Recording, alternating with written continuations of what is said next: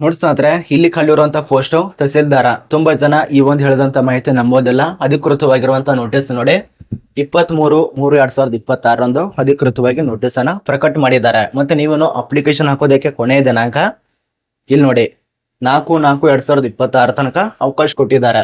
ಇದು ನಮ್ಮ ಒಂದು ಕರ್ನಾಟಕ ಕಂದಾಯ ಇಲಾಖೆಯಲ್ಲಿ ನೇಮಕಾತಿ ಆಗಿದೆ. ಇದ್ರ ಬಗ್ಗೆನೇ ಚರ್ಚೆ ಮಾಡೋಣ. ಇಲ್ಲಿ ಖಾಲಿರುವಂತ ಪೋಸ್ಟ್ ಹೆಸರು ಒಂದೊಂದ ತಿಳಿಸ್ಕೊಡ್ತಾನೆ. ಇದು ನಮ್ಮ ಒಂದು ಕರ್ನಾಟಕ ರಾಜ್ಯದಲ್ಲೇ ಕೆಲಸ ಇರತ್ತೆ. ಸಿಬ್ಬಂದಿ IT ಅಧಿಕಾರಿ ಅಂತೇಳಿ ಇದು ಪೋಸ್ಟ್ ಇರತ್ತೆ. ಸಿರಸ್ದಾರ್ ಮತ್ತು ಉಪ ತಹಸೀಲ್ದಾರ್ ಹುದ್ದೆಗಳು ಖಾಲಿ ಇರತ್ತೆ. ಕಾನೂನು ಬೆರಳುಂಚಗಾರ ಈ ಎಲ್ಲಾ ಪೋಸ್ಟ್ಗೆ ಅಪ್ಲಿಕೇಶನ್ ಕರೆದಿದ್ದಾರೆ. ಅರ್ಜಿ ಸಲ್ಲಿಸಿ ಆಯ್ಕೆ ಆದ್ರೆ 55,000 ತನಕ ಸ್ಯಾಲರಿ ಕೊಡ್ತಾರೆ. ಏನೆಲ್ಲ ವಿದ್ಯಾರ್ಹತೆ ಆಗಿರ್ಬೇಕು, ಯಾವ ರೀತಿಯಾಗಿ ಅಪ್ಲಿಕೇಶನ್ ಹಾಕೋದು, ಈ ಎಲ್ಲ ಮಾಹಿತಿನ ಚರ್ಚೆ ಮಾಡೋಣ. ವಿಡಿಯೋ ಕೊನೆ ತನಕ ನೋಡಿ ಸಂಪೂರ್ಣ ಮಾಹಿತಿ ಗೊತ್ತಾಗತ್ತೆ. ಮಾರ್ಚ್ 23ನೇ ತಾರೀಕೆ ಅಧಿಕೃತವಾಗಿ ಒಂದು ನೋಟಿಸ್ ಅನ್ನ ಪ್ರಕಟ ಆಗಿದೆ ಕಂದಾಯ ಇಲಾಖೆಯಿಂದ. 17ನೇ ತಾರೀಕು ಒಂದು ನೋಟಿಸ್ ಅನ್ನ ರಿಲೀಸ್ ಮಾಡಿದ್ರು. ಒಂದಲ್ಲ 2 ನೋಟಿಸ್ ಅನ್ನ ರಿಲೀಸ್ ಮಾಡಿದ್ರು. ಅದ್ರ ಬಳಿಕ ಈಗ ಮತ್ತೆ 23ನೇ ತಾರೀಕು ಇನ್ನೊಂದು ನೋಟಿಸ್ ಅನ್ನ ಪ್ರಕಟ ಮಾಡಿದ್ದಾರೆ. ಮಹಿಳೆಯರು ಪುರುಷರು ಇಬ್ಬರು ಅಪ್ಲಿಕೇಶನ್ ಹಾಕೋಕ್ಕಿಂತ ಮುಂಚಿತವಾಗಿ ಈ ಒಂದು ಪೋಸ್ಟ್ ಬಗ್ಗೆ ಎಲ್ಲ ಮಾಹಿತಿನ ತಿಳ್ಕೊಳ್ಳಿ.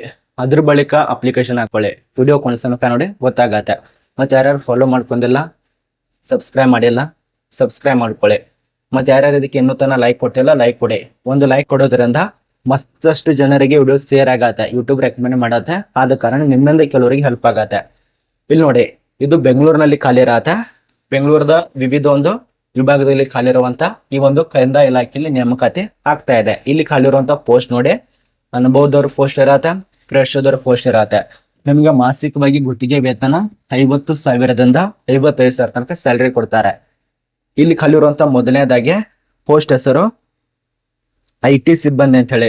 ಈ ಒಂದು IT ಸಿಬ್ಬಂದಿ ಪೋಸ್ಟ್ಗೆ ಅಪ್ಲಿಕೇಶನ್ ಇರತ್ತೆ. ವಿಧಿ ವಿಜ್ಞಾನ ದತ್ತಾಂಶ ವಿಜ್ಞಾನ ಪೋಸ್ಟ್ ಇರತ್ತೆ. ಇದಕ್ಕೆ ಬೇಸಿಕ್ ಮೇಲೆ ನಿಮಗೆ ವಿದ್ಯಾರ್ಹತೆ ಎಷ್ಟಾಗಿರ್ಬೇಕು, ಪ್ರೊಫೆಷನ್ ಈ ಒಂದು ವಿದ್ಯಾರ್ಹತೆ ಎಷ್ಟಾಗಿರ್ಬೇಕು ಅದು ತಿಳಿಸ್ಕೊಟ್ಟಿದ್ದಾರೆ. ಇಲ್ಲಿ ನೋಡಿ, BA CSC ಅದನಂತರ IC ಅದರ ಜೊತೆಯಲ್ಲೇ ಇದು ಪಾಸ್ ಆಗಿರ್ಬೇಕಾಗತ್ತೆ. ಅದನಂತರ BE CE ಡಿಪ್ಲೊಮಾ ಇದು ಕಂಪ್ಲೀಟ್ ಮಾಡಿದವ್ರು ಅಪ್ಲಿಕೇಶನ್ ಹಾಕಿ. ಇನ್ನು ಬೇಸಿಕ್ ಆಗಿ ನಿಮಗೆ ಅನುಭವ ಎಷ್ಟು ಬೇಕು, ಈ ಮೊದಲನೇ ಪೋಸ್ಟ್ಗೆ 1 ವರ್ಷದ ತನಕ ನಮಗೆ ಅನುಭವ ಬೇಕಾಗತ್ತೆ. ಅದೇ ರೀತಿಯಾಗಿ ಎರಡು ಕೂಡ ಅಷ್ಟೇ, 1 ವರ್ಷದ ತನಕ CA ಅನುಭವ ಬೇಕಾಗತ್ತೆ. ಇದಕ್ಕೆ ಅಲ್ಲಿರುವಂತ ಟೋಟಲ್ ಪೋಸ್ಟ್ ಒಂದು ಪೋಸ್ಟ್, ಮಾಸಿಕ ವೇತನ 50. ಇದು ನಿಮಗೆ ಒಂದು ಪೋಸ್ಟ್ ಬಗ್ಗೆ ಕ್ಲಿಯರ್ ಆಗಿ ಗೊತ್ತಾಯ್ತು. ಇನ್ನು 2ನೇ ಪೋಸ್ಟ್ ನೋಡಿ, ತಹಸೀಲ್ದಾರ. ಈ ಒಂದು ಸಿರಸ್ ತಹಸೀಲ್ದಾರ ಅಂತೇಳಿ ಡೆಪ್ಯೂಟಿ ತಹಸೀಲ್ದಾರ 55,000 ತನಕ ನಮಗೆ ಸಂಬಳ ಕೊಡ್ತಾರೆ. ಒಂದೇ ಪೋಸ್ಟ್. ಇದಕ್ಕೆ ಯಾವುದೇ ರೀತಿಯಾಗಿ ಪ್ರೆಷರು ಅನುಭವ ಅಷ್ಟು ಇಷ್ಟು ಅಂತ ಕೊಟ್ಟೇ ಇಲ್ಲ. ಒಟ್ಟಾರೆ ಎಲ್ಲರೂ ಅಪ್ಲಿಕೇಶನ್ ಹಾಕಿ. ಇಲ್ಲಿ ವಿದ್ಯಾರ್ಹತೆ, ಆ ಒಂದು ವಿದ್ಯಾರ್ಹತೆ ಬಗ್ಗೆ ಕೂಡ ಮಾಹಿತಿ ಮೆನ್ಷನ್ ಮಾಡಿಲ್ಲ. ನಿಯಮಗಳ ಪ್ರಕಾರ ವಿದ್ಯಾರ್ಹತೆ ಅಂತ ಕೊಟ್ಟಿದ್ದಾರೆ. ಪದವಿ ಅಂತ ಆಗಿರಲೇಬೇಕು. ಸೆಕೆಂಡ್ PUC SSLC ದವರಿಗೆ ತಹಸೀಲ್ದಾರ್ ಯಾಕೆ ಕೊಡ್ತಾರೆ ಹೇಳಿ ಪೋಸ್ಟು, ಯಾಕೆ ಕೊಡ್ತಾರೆ, ಅನುಭವದವ್ರಿಗೆ ಇರತ್ತೆ ಅಥವಾ ಜಾಸ್ತಿ ಡಿಗ್ರಿ ಮುಗಿಸಿದವ್ರಿಗೆ ಇರತ್ತೆ. ಮತ್ತು 65 ವರ್ಷ ಅಂದ್ರೆ 18 ವರ್ಷದಿಂದ ನೀವು 65 ವರ್ಷ 25 ವರ್ಷ 35 65 ಇಷ್ಟಿದ್ದವ್ರು ಅಪ್ಲಿಕೇಶನ್ ಹಾಕ್ಬೋದು. ಇನ್ನು 2ನೇದು ಲೀಗಲ್ ಟೈಪಿಸ್ಟ್ ಅಂತೇಳಿ, ಅಂದ್ರೆ ಕಾನೂನು ಬೆರಳುಂಚಗಾರ. LLB ಮುಗಿಸಿರ್ಬೇಕಾಗತ್ತೆ. ಕರ್ನಾಟಕದಲ್ಲಿ ಟೈಪಿಂಗ್ ಸ್ಪೀಡ್ 40 WFM ಹೊಂದಿರಬೇಕಾಗತ್ತೆ. ಇಂಗ್ಲಿಷ್ ಕನ್ನಡ 2 ಬರ್ಬೇಕಾಗತ್ತೆ. 22,000ದಿಂದ 24,000 ತನಕ ಒಂದು ಪೋಸ್ಟಿಗೆ ಸಂಬಳ ಕೊಡ್ತಾರೆ. ಇದು ನಮಗೆ ಗೊತ್ತಾಯ್ತು. ಇನ್ನಷ್ಟು ಹೆಚ್ಚಿನ ಮಾಹಿತಿ ಇದ್ರ ಬಗ್ಗೆ ತಿಳ್ಕೊಳ್ಳೋಣ.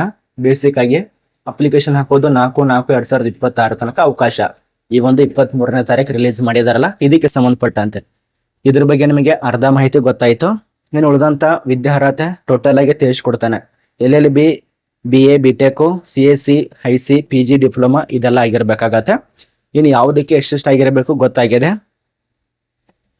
ವಿದ್ಯಾರ್ಹತೆ ಗೊತ್ತಾಗಿದೆ. ವಯೋಮಿತಿ 18ರಿಂದ 65. ಇನ್ನೊಂದು ಬ್ಯಾಡ್ ನ್ಯೂಸ್ ಏನಪ್ಪಾ ಅಂದ್ರೆ, ಆಫ್ಲೈನ್ ಅಲ್ಲಿ ಸಲ್ಲಿಸಬೇಕು. ಆಫ್ಲೈನ್ ಅಲ್ಲಿ ಸಲ್ಲಿಸೋದ್ರಿಂದ 23ನೇ ದಿನ ಸ್ಟಾರ್ಟ್ ಇದೆ, 4ನೇ ತಾರೀಕು ಕೊನೆಯ ದಿನಾಂಕ. ಅಪ್ಲಿಕೇಶನ್ ಹಾಕುವಂತ ವಿಳಾಸ ವಿಶೇಷ ಅಧಿಕಾರಿ ಮತ್ತು ಸಕ್ಷಮ ಪ್ರಾಧಿಕಾರ ಕಚೇರಿಗೆ, IMA ಮತ್ತು ಇತರ ಕಂಪನಿಗಳ ವಂಚನೆ ಪ್ರಕರಣಗಳು ಇಲ್ಲಿ ಸಲ್ಲಿಸಬೇಕಾಗತ್ತೆ. ಅಂದ್ರೆ ಅವ್ರು ತಿಳಿಸ್ಕೊಟ್ಟಿರುವಂತ ಮಾಹಿತಿ ಅಷ್ಟೇ. ವಿಶೇಷ ಅಧಿಕಾರಿ ಮತ್ತು ಸಕ್ಷಮ ಪ್ರಾಧಿಕಾರ ಕಚೇರಿಗೆ 4 ಏಪ್ರಿಲ್ 2026 ಒಳಗಾಗಿ ಸಬ್ಮಿಟ್ ಮಾಡ್ಕೊಳ್ಳಿ.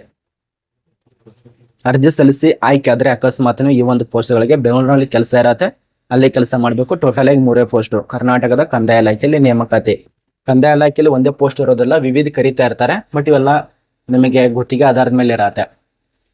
ನಿಮಗೆ ಪ್ರೆಷರು ಅದ ನಂತರ ಖಾಯಂ ಹುದ್ದೆ ಇದ್ರೆ ಈ ರೀತಿ ರಿಲೀಸ್ ಮಾಡಲ್ಲ ಅವರು. ಅಂದ್ರೆ ಒಂದು ಕರ್ನಾಟಕ ರಾಜ್ಯ ಪತ್ರ ರಿಲೀಸ್ ಮಾಡ್ತಾರೆ ಅಥವಾ ಕರ್ನಾಟಕ ಸರ್ಕಾರದಿಂದ ಈ ರೀತಿಯ ನೋಟಿಸ್ ಬರಲ್ಲ. ಇದು ಪ್ರಕಟಣೆ ನೋಟಿಸ್ ಆಗಿರತ್ತೆ. ಆಫೀಸಲ್ಲಿ ಇರುವಂತ ಸರ್ಕಾರದಿಂದಾನೇ ಖುದ್ದಾಗಿ ಇಲಾಖೆನೇ ರಿಲೀಸ್ ಮಾಡಿದಂತ ನೋಟಿಸ್ ಇರೋದಿಲ್ಲ. ಇಲಾಖೆಯಿಂದ ಅನುಮತಿಗಳನ್ನು ಪಡೆದುಕೊಂಡು ಈ ಒಂದು ವಿಶೇಷ ಅಧಿಕಾರಿ ಮತ್ತು ಸಕ್ಷಮ ಪ್ರಾಧಿಕಾರ ಕಾರ್ಯಾಲಯದಲ್ಲಿ ಅಪ್ಲಿಕೇಶನ್ ಕರೆದಿರ್ತಾರೆ. ಅದನ್ನ ಅರ್ಥ ಮಾಡ್ಕೋಬೇಕು.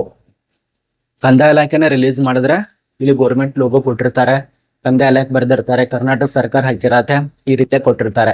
ಇದಂತೂ ಸ್ಟಾರ್ಟ್ ಆಗಿದೆ ಆಫ್ಲೈನ್ ಅಲ್ಲಿ ಇರೋದ್ರಿಂದ ಇದರ ಬಗ್ಗೆ ಸ್ವಲ್ಪ ಮಾಹಿತಿ ತಿಳ್ಕೊಳ್ಳಿ.